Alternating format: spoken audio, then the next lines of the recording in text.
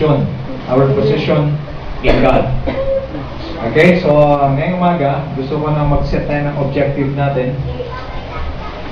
Our objective today is to know our position in God. Kailangan malaman natin kung ano ang ating posisyon sa harapan ng Panginoon. At ang goals natin sa umagang ito is to live according to the position God has given us, to exercise the authority God has placed upon us, and lastly, to taste and experience the blessings of God through obedience. Okay, so ngayong umaga, kailangan matuto tayong mabuhay ayon sa posisyon na binigay sa atin ng Panginoon, ating ma-exercise, magawa, ma-implement ang otoridad na binigay sa atin ng Panginoon.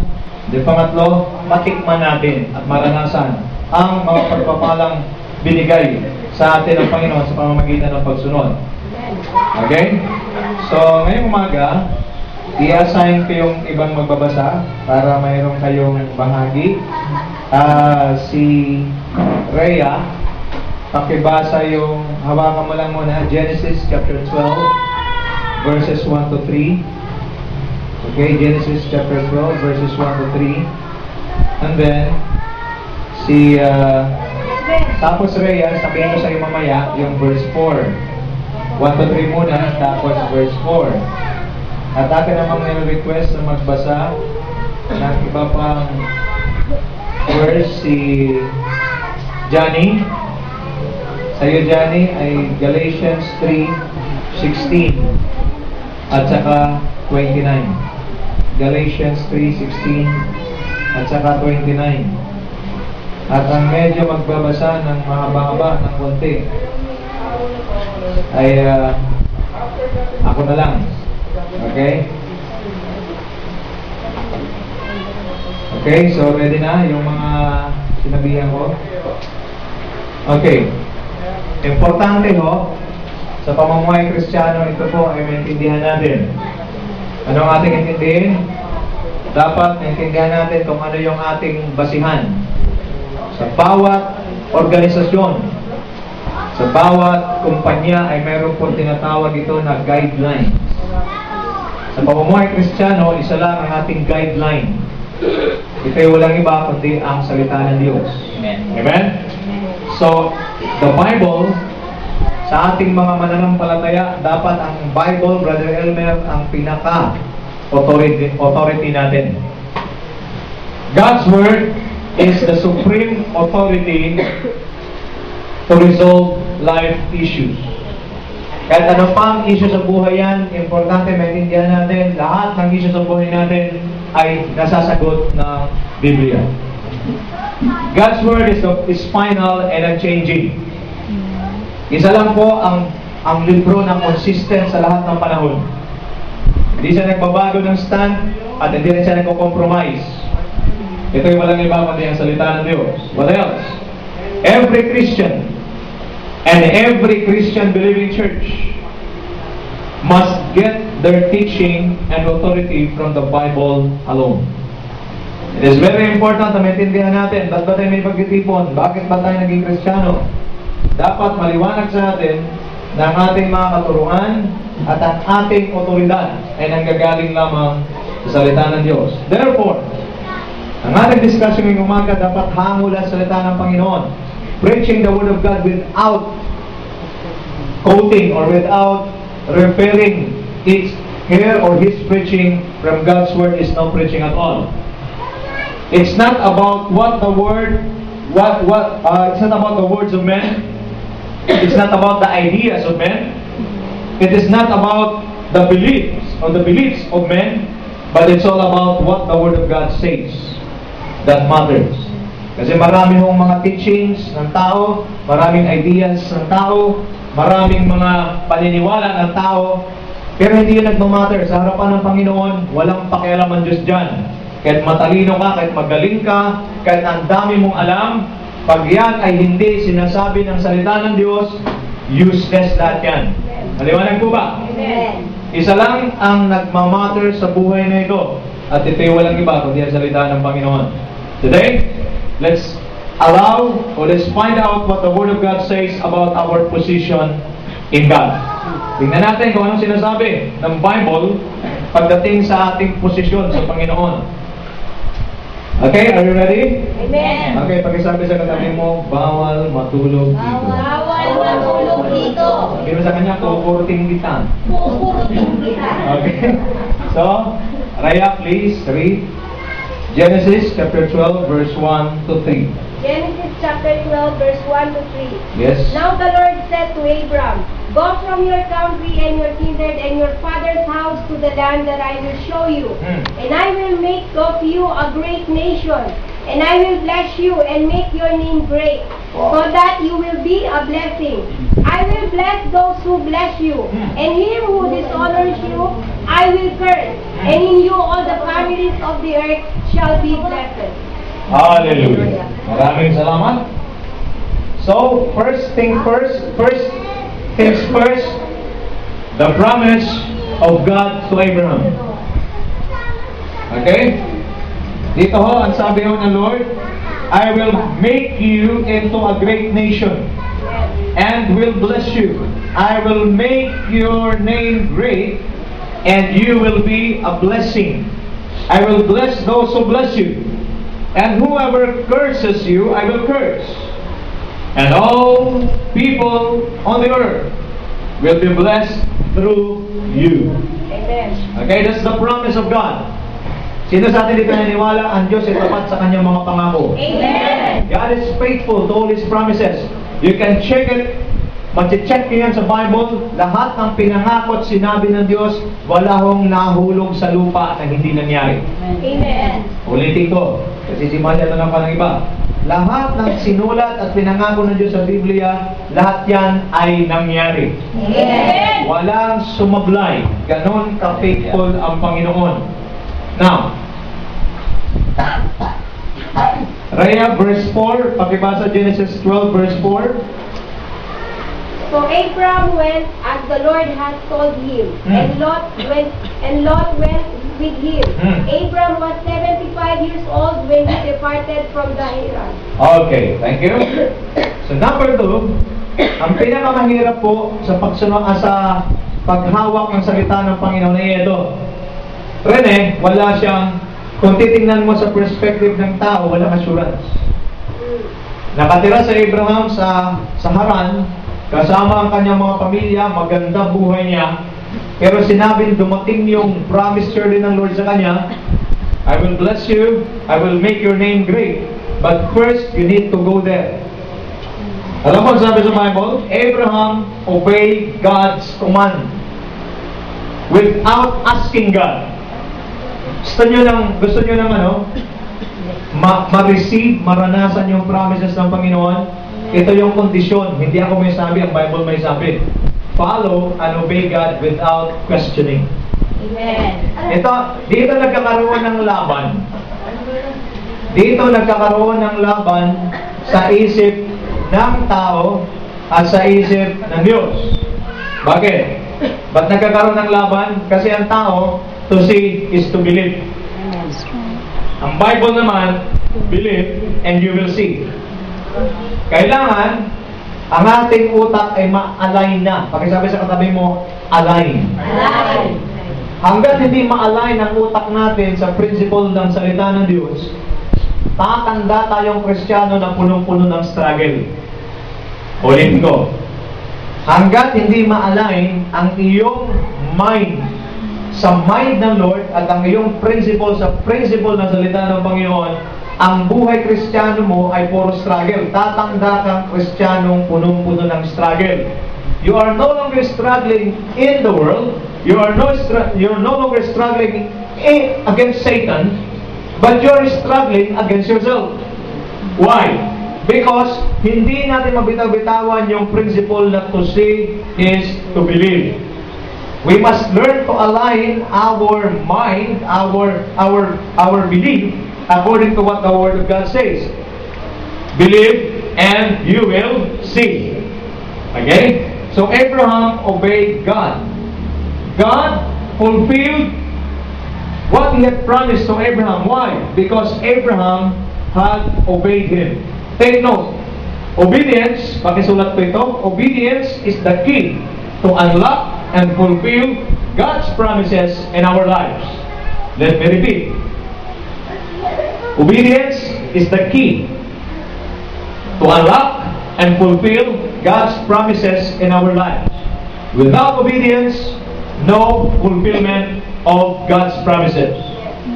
Hindi si Lord pwedeng magpala at hindi ni Lord pwedeng i-unlock yung blessings ng isang tao na disobey sa Kanya. What kind of obedience is this? Marami yung pinagdidebatehan po namin ito. Ang tawag po namin dito, nagkaisa kami, blind obedience. Ready na ba kayo sa ganon?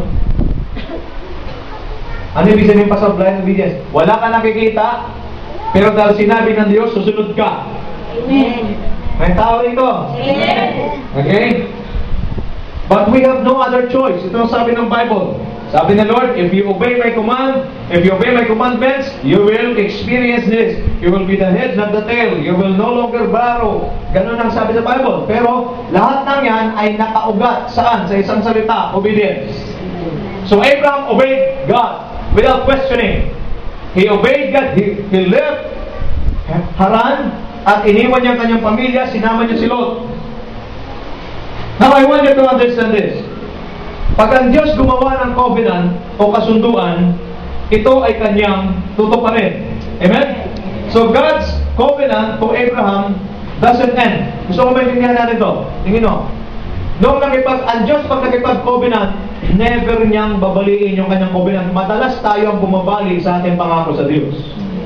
Pero ang Diyos kailangan pag nangako, hindi niya yung babaliin. Provided mangyayari yung pangako pag ikaw ay nag-abide at sumusunod sa kanyang principle. Anong principle, Shirley? Obedience. Gets?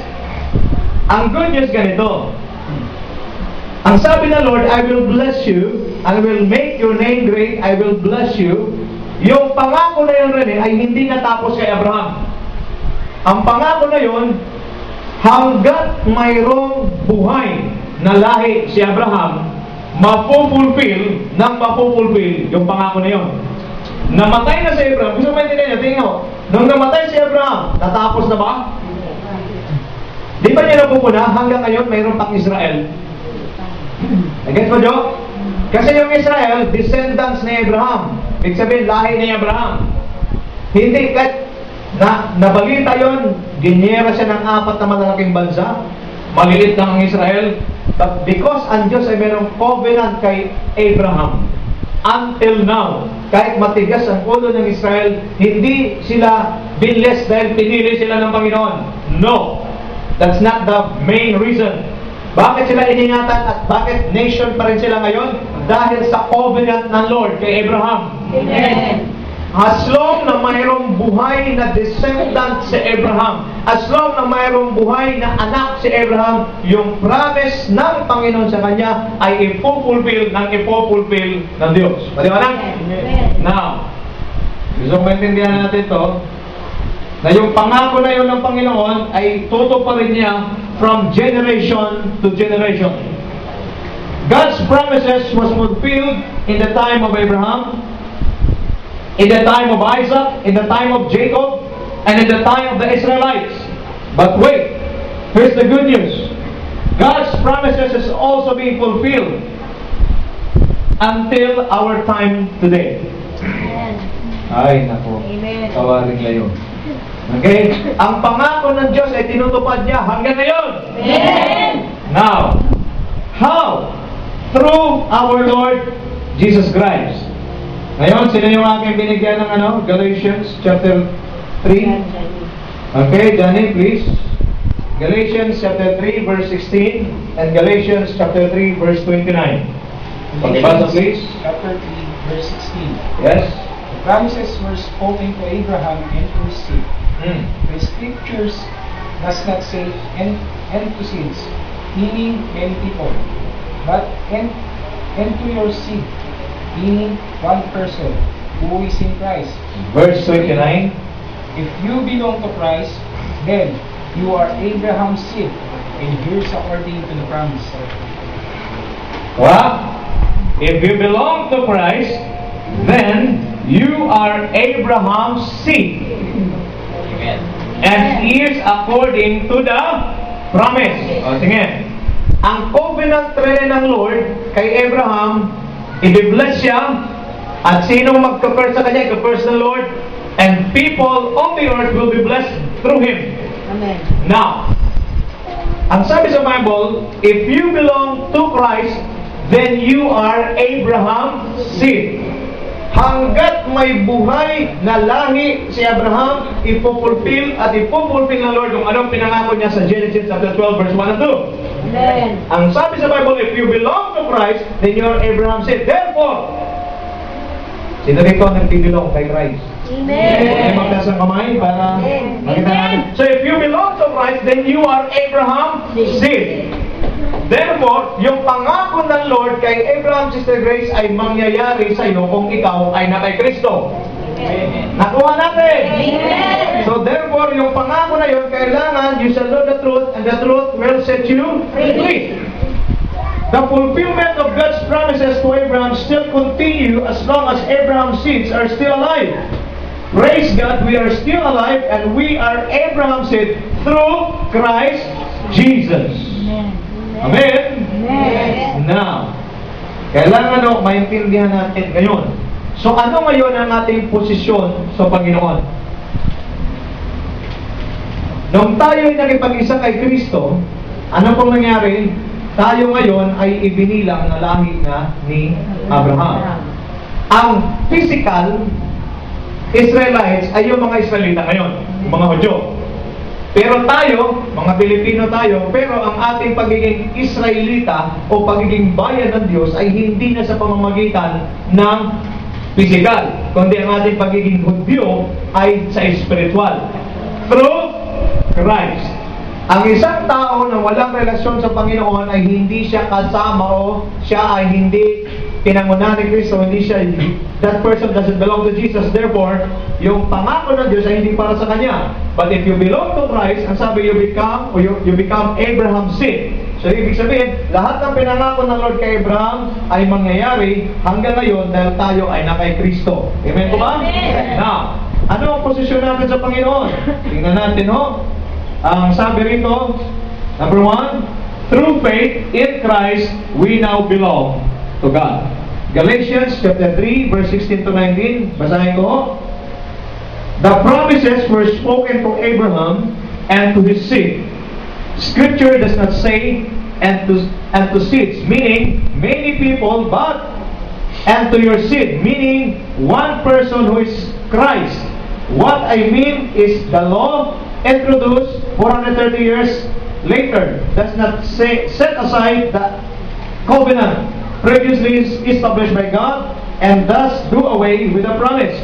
For if the inheritance depends on the law, that is no longer depends on that promise. But God in His grace gave it to Abraham through a promise.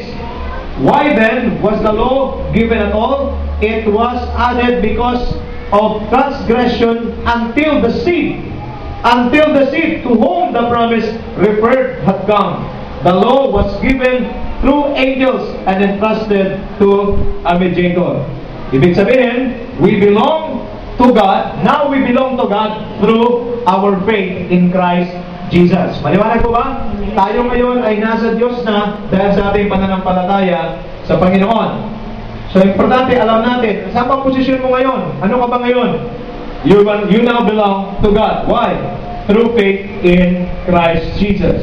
Number 2, through Christ, we become Abraham's seed. Okay, sabi sa katabi mo, lahi ka ni Abraham. Okay? We become Abraham's seed. Ano ibig sabihin ng seed? Offspring or children, descendants. We are related to Abraham. Naging lahi tayo ni Abraham is spiritually through our faith in Christ Jesus. Understand then that those who have faith in Jesus are children of Abraham. So kung anong pinangako ng Lord kay Abraham, yun din ang kakamting pangako ng mga anak ni Abraham. And now we become Abraham's seed through faith in Christ Jesus. God's covenant is not just with Abraham, but it was also promised to his offspring or children. Number 3, na position natin, itong matindi. We become heir according to the promise. Tayo po ay naging tagapagmana. Tama ba ni? Tagapagmana? Sa pamamagitan ng pangako ng Diyos kay Abraham, tayo naging tagapagmana ng pangako ng Diyos kay Abraham sa pamamagitan ng ating pananampalataya o pagkikipag-isa kay Kristo Jesus. Pwede mo bang tingnan yung iyong katabi, tawagan ng kanyang kamay, pagkasabi sa kanya, mayroon ka, ikay isang tagapagmana. Mana. Okay? That's our position. Tagapagmana. Nakasundan niyo pa ba ako? Amen. Sundan niyo pa mabuti, ha? Okay. Ano ang nagagawa o anong otoridad meron ang isang tagapagmana? But before that, may I request Rhea to please read Romans 8:15 to 17. Romans 8:15 to 17. Importante ho, maintindihan natin ito. Romans 8:15 to 17. Please read. 8:15 to 17. For you did not receive the spirit of slavery to fall back into fear, but you have received the spirit of adoption as sons, by whom we cry, Abba, Father. The Spirit Himself bears witness with our spirit that we are children of God. And if children, then heirs of God and fellow heirs with Christ, provided we suffer with Him in order that we may also be glorified with Him. Amen. Kung tayo, nung tinanggap natin ang Panginoong Jesucristo, tayo binigyan ng Espiritu, at ang Espiritu nagpapatunay sa ating Espiritu na tayo mga anak ng Diyos. Ngayon, kung mga anak tayo ng Diyos, mayroon tayong karapatang tawagin siyang Ama ko, or Abba, Father. Okay? Therefore, kung tayo naging mga anak, tayo naging tagapagmana kasama ni Kristo. Tingin po muna. Si Kristo ang anak ng Diyos. Amen. Jesus is the Son of God. What belongs to the Father belongs to the Son. Amen. Kaya sinabi dito, nung tinanggap natin si Kristo, sumampalataya tayo binigyan ng karapatan na maging anak ng Diyos, at dahil anak ka na ng Diyos, tagapagmana kang kasama ni Kristo. Mayroon sinasabi dito, siya yung naging panganay natin. Ibig sabihin, naging kapantay natin kung anong kalalagayan ni Kristo, ganoon na rin ang kalalagayan natin ngayon. Tagapagmana tayo ng mga pangako at mga pagpapala buhat sa Panginoon. Amen. Parang di kayo nangyayari, di ba? Ganun ba? Totoo ba yung past? Kaya nga, in-establish ko na natin, ang Bible ang may sabi niyan. Ano, surely, ang mga nangyayari at otoridad na binigay sa isang tagapagmana? Number 1, he has been given the right to own what belongs to his father. Tama ba? Kung ikaw si Gabo, ano mga pag-aari na rin sa kanilyo, kanila Gabo yun at saka kay Hana. Walang pwedeng, hindi pwedeng ang kininimima yun. Si Mimay pwede lang makikape, pero yung rep, yung motor, yung bahay, yung house, and everything that belongs to them, belongs to Gabo and Hana. Nakuha natin? Lahat, itong bahay na to, lahat ng meron dito, ito ay pag-aari din ni Joshua at saka ni Janjan. Wala silang, hindi, pag sila pupunta sa kape, hindi sila kapaalam, pa, pwede ba akong uminom ng tubig? Nagkasi ba? Hindi na, kukuha na lang niya kusa. Sila ba bumili? Hindi. Sila bumili, hindi? Hindi. May inambag ba sila kahit isang kusing? Pero kung maka-actor rin kanila. Nagkasi ba? Amen. Kunin niyo to. Importante ito. Ngayon lang to, walang di kasama to. Pag umakto sila, parang kanila. Amen. Hindi nagpapaalam. Wala rin sinasabi. Tapos, madalas pa magtiman. Di ba? Gusto ko yung J.S. Franco, kailangan Americana. Sabi ko, pwede ba yung ano na lang, yung mumurahin? Hindi. Akala mo, may binigay. Ang point dito, mayroon siyang karapatang magtiman. Wala naman siyang binigay. Parang siya bumili. Bakit? Kasi naiintindihan niya yung relationship niya sa amin. Anak kasi sila. As Christians, we belong to Christ. We become sons and daughters of God. Therefore, ang problema natin kasi, Brother Elmer, kulang lang tayo sa understanding. Akala natin, ano lang tayo, alipin. Akala natin tayo ay, ano ba yun? Para bang, Diyos siya, nasa langit siya, malayo siya, ako dito lang ako. So, para bang ang layo ng Diyos sa atin? Hindi ho. Nung tayo sumampalataya kay Kristo, tayo pa'y binigyan ng karapatan. Anong klaseng karapatan? Na tayo ngayon ay binigyan ng karapatan na kung anong meron ng Ama. Kung anong pag-aari ng Diyos, yan na rin ang pag-aari natin. Amen. Ay, hindi kayo kumpinsido talaga. Medyo matigas ang pagka-bulde sa ating kaisipan. Hindi ang pastor ganon. Okay, ulitin ko. Pag kami, huwag naman sana muna ngayon kasi marami pa kami gagawin. Halimbawa, umalis na kami, hindi ko muli pamana kay Shirley ito. Amen. Di ba? Siyempre. Hindi pwede. Siyempre na. Hindi na tating. Okay? Rama ako eh. So parang, baka hulihin pa siya ng pulis. Sino ka ba? Ano ba relasyon mo dito? Okay? Sino anak? Di ba, pagka mayroon na walang magulang, anak agad hinahanap. Sino yung anak? Sino yung mga kamag-anak? Pag wala yung anak, kamag-anak. Bakit? Importante yung relationship. Now, pwede ba kayo rito? Alam ko, kakayanin nyo na ito. Matanda na tayo eh. Psalms 24 verse 1. Ano sabi? Psalms 24 verse 1. Ano sabi? The earth is the Lord's. Pakibasa mo nga, Janine. Tagalog. Awit 24:1. Bilisan ninyo. Dali, abang tuloy-tuloy yung ano. Okay, game na? Amen. Please. 24 verse 1. 24 verse 1. Dira. Ang buong daigdig, lahat ng naroon, ay ari si Yahweh, ating Panginoon. Amen. Ang buong daigdig, lahat ng naroon, pawang, ano nakalagay? Pawang lahat ng naroon, may-ari, si Yahweh, ating, hallelujah. Nag-gets siya na ba to? Hindi ko po alam. Alam mo nung ako rin matuklasan ko itong sinasabi. Anong authority natin sa church? Bible. Itong sinasabi ng Bible. Lahat ng nasa daigdig, pawang, lahat ng pawang naroon, may-ari si Yahweh, ating Panginoon. Tapos, ang sabi nito sa Romans, binasa kanina ni Rhea, Romans 8, tayo tumanggap ng Espiritu, hindi ng pagkalitin, kundi Espiritu ng pagiging anak. Diba? Pagiging anak ng Diyos, at yung Espiritu nagpapatunay kasama ng ating Espiritu, tayo yung mga anak ng Diyos. Therefore, kung tayo mga anak, tayo tagapagmana kasama ni Kristo. Amen. Medyo unti-unti na. Gumagano na. Ang hirap talaga nito. Para akong sumusukot sa kanayon. Bakit? Nung tinanggap mo si Kristo, naging anak ka ng Diyos. At ang sabi sa Bible, anong meron ang Ama, siya rin kay Kristo. Ang sabi ni Kristo, mabasa sa Book of John, lahat ng sama ay akin.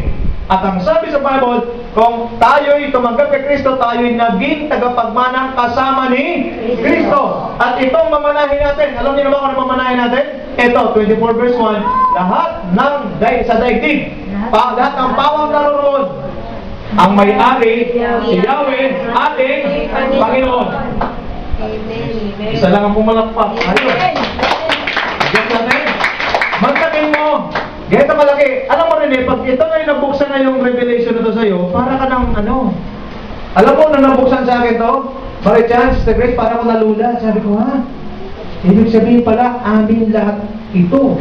Amen. Hallelujah. Amen. Tapos ikaw, problemado ka sa bahay at lupa. Wala akong alam mo, ba't ka naman problema? Kasi titignan mo lang yung sweldo mo. Ito lang ang sweldo ko. Magbabayad kami ng ganito. Magbabayad ng ganito. Ang natitira, 50 pesos. Tapos sabi mo, Pastor, makakabili ako ng bahay sa lupa. Paano yan? Nag-guess ba? Tingin ka sa akin. Maduling ka. Gusto ko maintindihan mo, kung sa iyong sweldo ka titingin, di ka talaga makapili. Pero kung titingin ka sa posisyon mo sa Panginoon, if you look at your position in God, ilang gusto mo ka? Nagets mo, Brad? Ay, Brad, sumagot ka! Amen. Ako, Amen. teka, kung yung sweldo mo titingnan mo, kuryente, tubig, gatas, Vitamin. bigas, vitamins, natitira 50. Tapos pastor, itong 50 pa, ang bibili ko ng bahay, anong bahay mabili ko sa puspuro? Wala talaga. If you look at your position, if you look at your resources, wala. Amen. Amen. Kwentuhan ko na kayo para maintindihan nyo lalo. Ang mabuhay dakilang tambay sa bigutan purok 6B. Wala na akong ginawa sa buong buhay ko, kundi magising sa umaga, yung mga tropa ko nag-iintay na sa akin, nagkukwentuhan kami ng kalaswaan, nagkukwentuhan kami ng walang kakwenta-kwenta. Hanggang sa dumating ang punto, nag-isip ako mag-isa, sabi ko, kung ito lang ang buhay ko, wala na akong pupuntahan, miserable. Meron isa akong kalaro, sinabi niya, gusto mo umatin ng Bible study, sabi ko, mukhang kailangan ko yan. Umatin ako, November 6, 1990, ang sabi ng pastor, sino dito gusto tumanggap sa Panginoon? Tinanggap ko lang si Lord, hindi dahil sa gusto kong yumaman, tinanggap ko siya dahil ayoko mapunta sa impyerno. Amen. Nang tinanggap ko, doon nagsimula, binago niyang buhay ko, inalis yung pagiging tambay, inalis yung karumihan, inalis lahat ng kasalanan. At alam mo nangyari? When I begin to serve the Lord, doon na nagsimula. I just serve the Lord, I just serve the Lord, I just serve the Lord. Alam mo nangyari? And then I began to dream. Imposible. Nasa Unilever ako, kikita ko na magkano na yung sweldo ko noon, 16,000 lang. Tapos, nagdadayak yung dalawa. Natitira ko lagi na 2,000. Tapos sabi ko, tapos nag-pray kami, Lord, bigyan niyo po kami ng bahay. Bigyan niyo po kami ng bahay. 2,000 pesos, paano ako makabiling bahay? Nagkasakit pa yung bata, 1,500. Magkano tira? 100 pesos. Makakabili ka ng bahay, pero hindi ko give up. Sabi ko, Lord, what belongs to you belongs to you. Amen. Nag-declare ako sa iyo, Lord, sasakyan sa kabahan. Nangyari? Amen. Nangyari ba? Amen. Therefore, iwasan mo na, kaya nga, dito kailangan ma-align na dyan is yung iyong mindset, ma-align na ang iyong paniniwala sa salita ng Panginoon, wag na sa sarili mo. Amen. Kasi pag sa sarili ka titingin, wala. Manlalambot ka eh. Bibili ako ng bahay pa. Tapos, ang ginawa pa namin noon, step of faith eh. Nagtanong kami, pumunta kami sa mga alam mo yung mga nagbebenta ng mga bahay, pumunta kami roon. Magkano po ito? Pero ang pera ko, 1,000 lang. Ano po?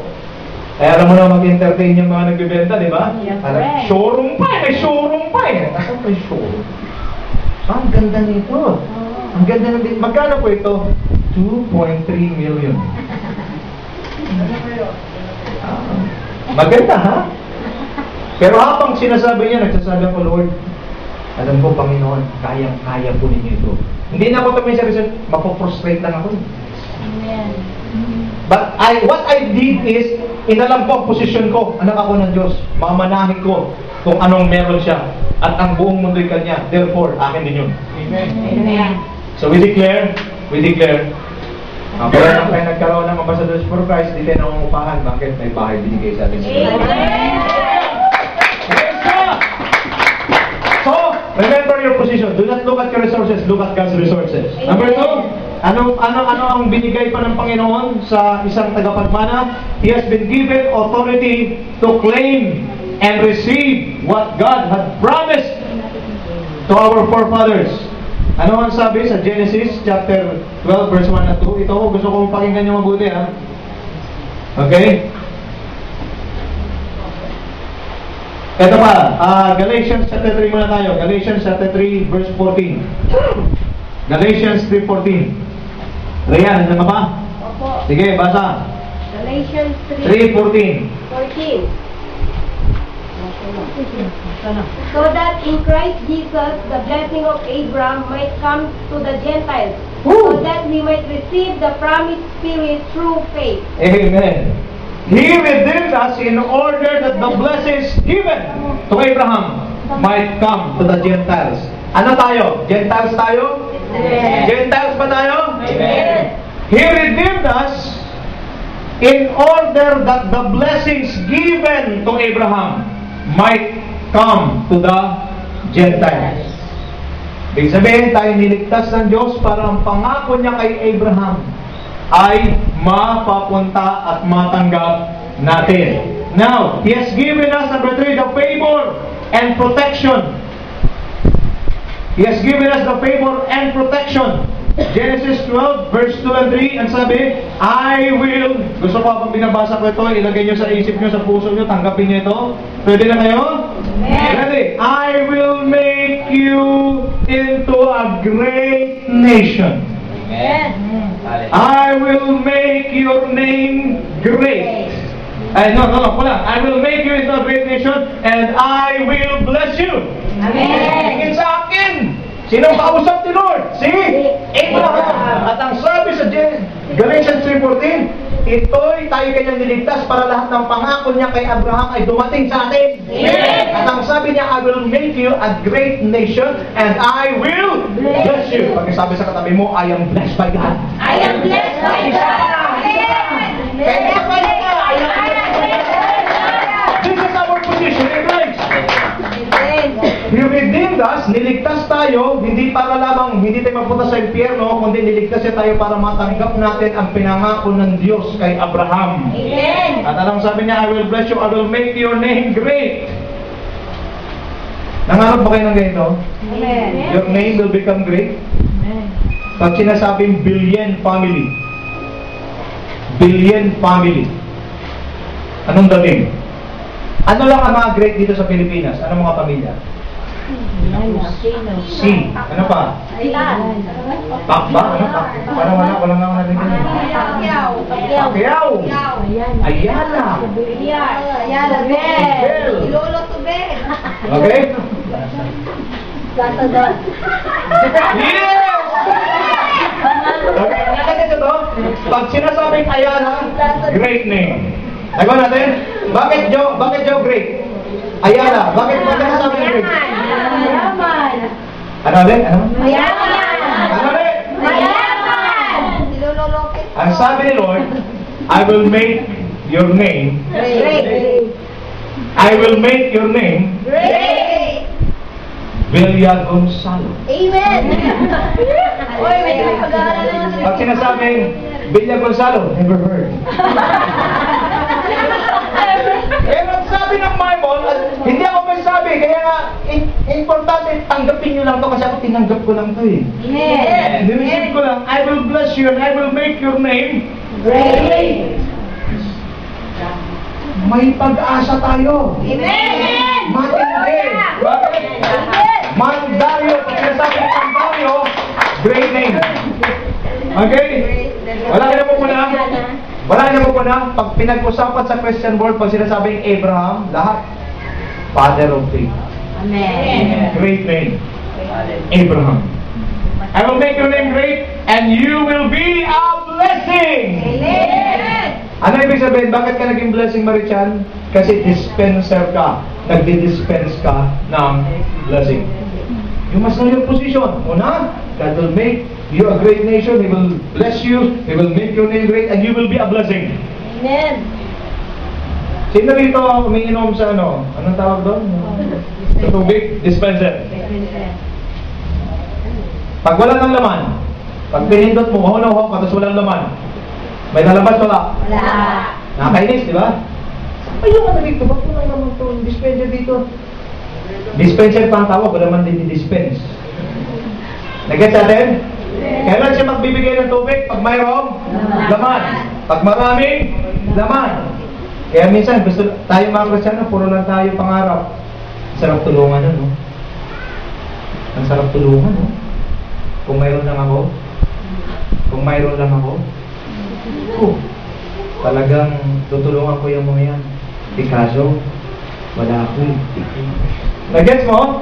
Amen. Pero sabi ni Lord, kaya pag alam mo yung posisyon mo sa Panginoon, hindi ka wala. Meron ka. Bakit? Ang posisyon mo, ikaw ay magpapala at you will become a blessing to others. Amen. Hallelujah! Okay, sa'yo natin. Ito matindi. I will bless you. I will bless. Ito matindi. Pwede na kayo rito? I will bless those who bless you. Amen. Ulitin ko I will bless those who bless you. Bilang tagapagmana ng Panginoon, pagpapalain niya ang mga nagpapala sa atin. Amen. Nag-get sila, no? Amen. Nagkasabi sa katabi mo, pagpalain mo na ako kung gusto mo pagpala. Sumagot naman yung katabi mo. Abay ako eh. Okay? Gets natin? Ito matindi. And whoever curses you, I will curse. Intindihin natin to. Whoever curses you, I will curse. Tingin sa akin. Kaya hindi na ho natin kailangan pang gumandi sa mga umaapi sa atin. Amen. Kaya pala sinasabi sa Bible, sabi ni Lord, vengeance is mine. Huwag na kayong gumandi. Ang problema kasi natin, masyado nating mahal ang sarili natin. Bakit talaga dinadown ako nun eh? Bakit di naman siya nagpapakain sa akin ha? Bakit niya ako ginaganito? Kailangan mapakita ko na hindi ako basta-basta. Ayan. Pero kung alam ang posisyon mo sa Panginoon, inaway mo ako, si Lord na bahala sa'yo. Bakit? I will curse those who curse you. Amen. Pagkasabi sa katabi mo, patawarin mo na. Patawarin mo na. Walang gantihan. Walang ganti. Okay? Wag mo nang gantihan. Kasi hindi naman si Lord ang bahala. At ang sabi rito, tingin mo, and all peoples on earth will be blessed through you. Amen. Grabe, no? Tingin ka sa akin, pag alam mo ang posisyon mo sa Panginoon, Sister Grace, kahit saan ka pumunta, lahat ng pupuntahan mo, nabibless joy. Ano yung mo ngayon? Ano yung client mo ngayon? Ano yung pinagtatrabahuan mo ngayon? Adidas na. Adidas. Okay? Di ba napakasarap? Tingin po kayo sa akin, alam mo sabi ko, mayroon ka mga patotoo na narinig, ang sabi nila, alam mo, simula nang ma-hire namin tong tao na to, gumanda sales namin. Okay. Listen. Ibig sabihin, tayo ay carrier ng blessings ng Panginoon. Amen. People will be blessed through you. Amen. Pag alam mo posisyon mo sa Lord, ang palad ng company na mag-hire sa atin. Amen. Tama, brother? Una, hindi ka natadayan sa oras. Amen. Di ba? Hindi ka natadayan sa oras, di ba? Amen. Hindi yung... Minsan kasi meron pa ngayon yung ano eh. Sinusulat pa, di ba? Buti kung bantiklak na, hindi mo madaya. Pero iba, logbook lang eh. Ano ka dumating? 8:01. Eto na! Look at the left. Look at the right. Turn around. Walang nakakita. 8, tutuldo, 0, 0. Kasi 8:01, considered as 8:50 na yan. Bawas ka na kaagad ng 15 minutes. Nag-gets ba? Amen. Kaya yung mga tao, blessed na blessed pag tayo na ha-hire. Nasubukan ko yan eh. Nasa iniligon ako. Nang napunta ko sa sales, sabi na, napapansin ko yun eh. Grabe, ganda ng benta natin ngayon. Nang bago ako dumating doon, struggle sila sa benta. Yan nandun na kasi pinagpipray ko, araw-araw pinagpipray. Tumaas talaga yung benta. Alam mo naman, pag tumaas ang benta ng kumpanya, maganda rin ang mga benefits. Amen. So, dapat naramdaman natin ito. Ito, kabahan kayo ha. Nung hindi pa kayo na-hire, magandang takbo ng kumpanya. Nung na-hire kayo, nalugi. Hindi kayo lahi ni Abraham. Nagkasal ito? So whenever we go, we carry the blessings of God. Amen. Parang lahat ng mga kausap natin, gusto tayo makausap. Bakit? Ibang klase. Meron ako mga disciples, nasa area sila ng business, nagtataka sila. Sabi nila, Pastor, bakit itong mga negosyante dumidikit na sa amin? Eko, bakit? Ewan ko, parang may nakita sila sa amin. Simple lang kasi nasabi ko, because you are Abraham's seed. Wala! Alam mo yung yung mga negosyante, para na magnet nila. Tapos hindi na magde-decide, kundi sila tatanungin. Katingin niyo po, anong gagawin natin? Yun ang may pera ha, sila tinatanong. tutuloy ba natin ito o hindi? So, tawag naman sa akin, Pastor, ito kasi tutuloy ba daw namin o hindi? Ano bang sitwasyon ganito? Sabi ko, pag-pray natin, kami sige, tuloy nyo. Tinuloy, success. May tao ba rito? Hallelujah! Favor! Ang posisyon natin, Rene, mayroon tayong favor sa Lord. Amen. I will make you great nation and I will bless you. I will make your name great. Mayroon tayong protection mula sa Panginoon. I will bless those who bless you. And whoever curses you, I will curse. It's not for us to retaliate. Hindi tayo gaganti. Amen? Amen. Huwag ka lang magsayang ng panahon gumanti. Yung igaganti mo, ipuri mo na lang sa Panginoon. Amen. Hallelujah. Okay? Number 4, he will minister to others for God. Ang trabaho talaga ng isang tagapagmana ay mag-minister sa iba. And people will be blessed through you. Our ministries, I will make your name great and you will be a blessing to others. And all peoples on earth will be blessed through you. But here's the problem.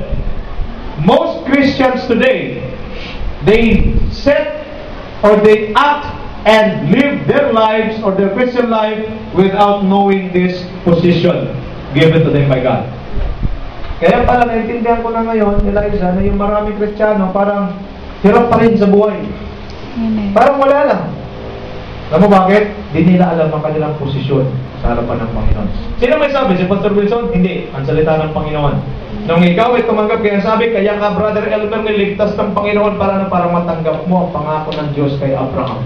Yes. Dahil pag ikay naging anak ni Abraham, hanggat may tingin sa akin, hanggat may kaisa-isang buhay na lahi si Abraham, ang pangako sa Genesis chapter 12 verse 1 to 3 ay gaganapin at gaganapin niya. Hallelujah.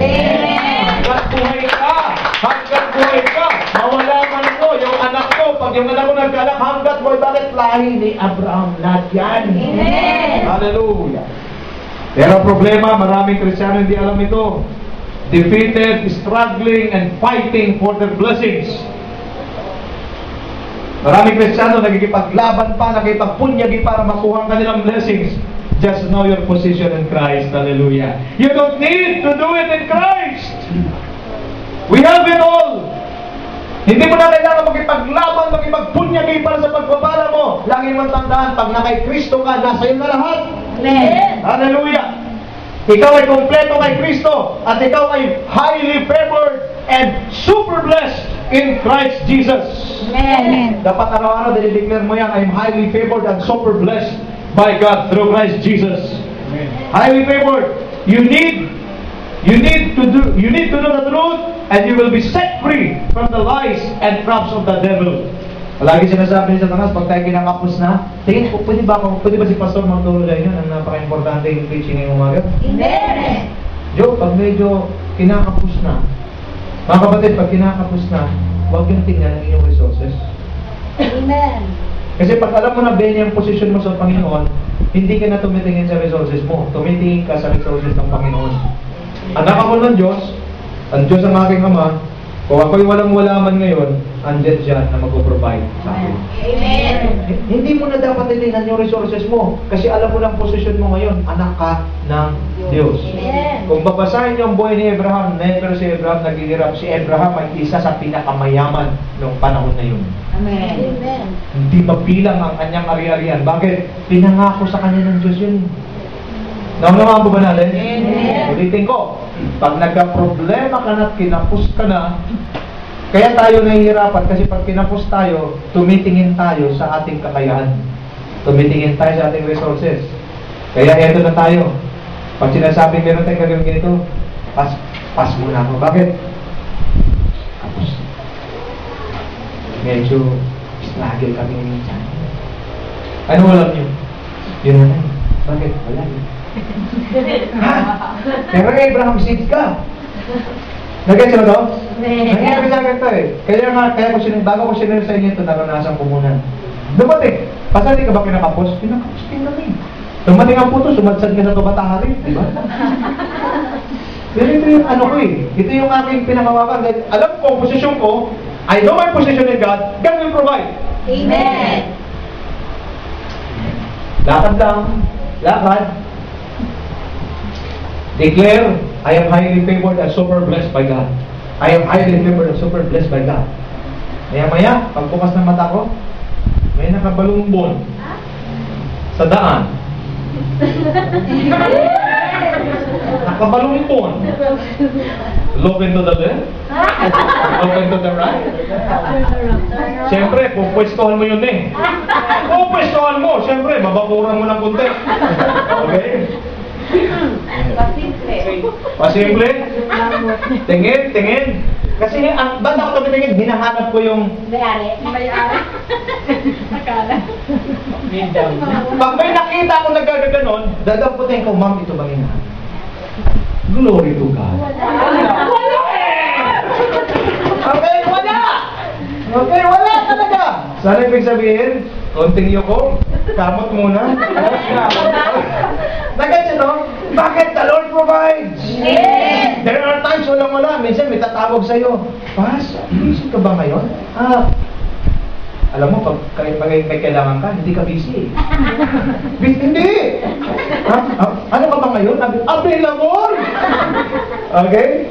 Pas, punta ka dito. Pagdating mo doon, sagot. May tawag. Yes! Hindi si Lord magmamagic ka.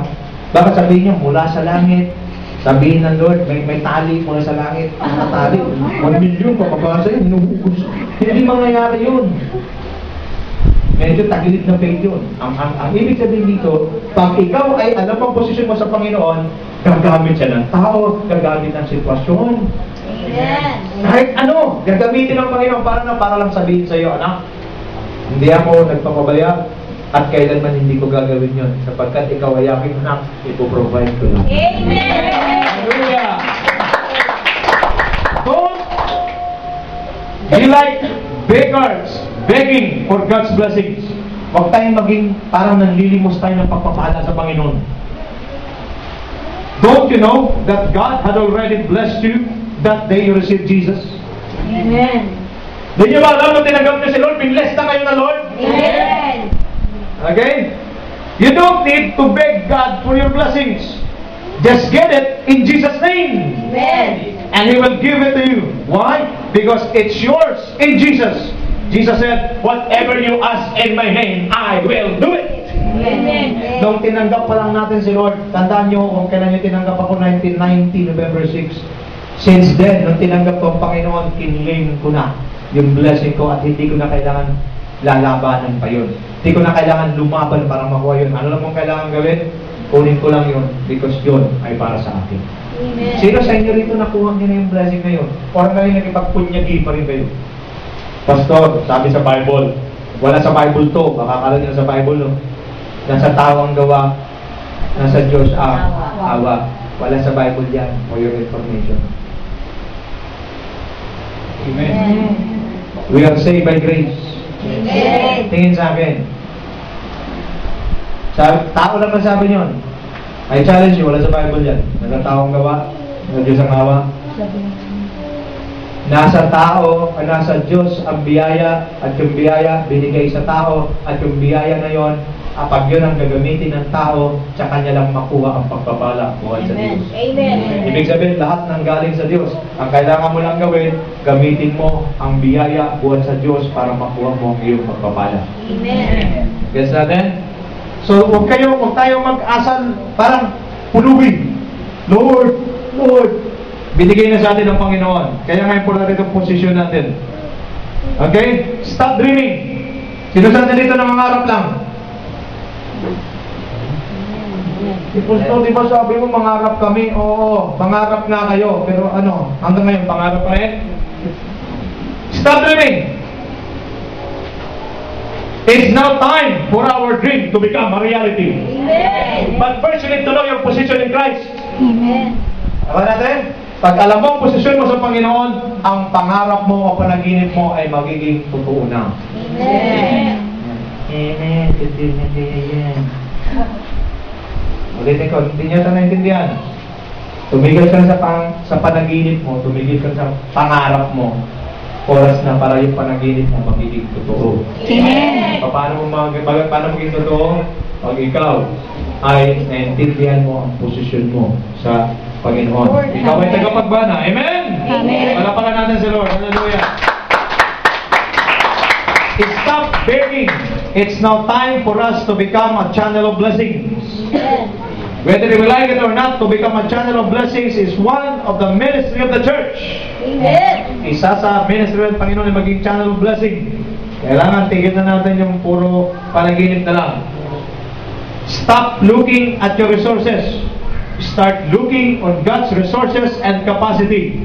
God is our provider. Amen. Okay, nangangati ako sa inyo. Okay? Stop struggling from sin. Start using the God-given authority to you. Put an end to that struggle in Jesus' name. Kung mayroon kayong mga struggle ngayon sa buhay ninyo, tama na yan. Ang posisyon mo sa Panginoon, binigyan kayo ng authority para para talunin yung mga struggle na yan. Nag-struggle ka ba sa fear? Gapilin mo na yung fear na yan. Nag-struggle ka ba sa confusion? Tama na yan. Nag-struggle ka ba sa lust of the flesh? Tama na yan. Bakit? Binigay na sa atin ng Panginoon ng authority para tayo ay magtagumpay. In conclusion, let us know and live according to the position God has given us in Christ. Dapat mabuhay na tayo, lumakad tayo ayon sa posisyon na binigay sa atin ng Panginoon. Anong posisyon natin?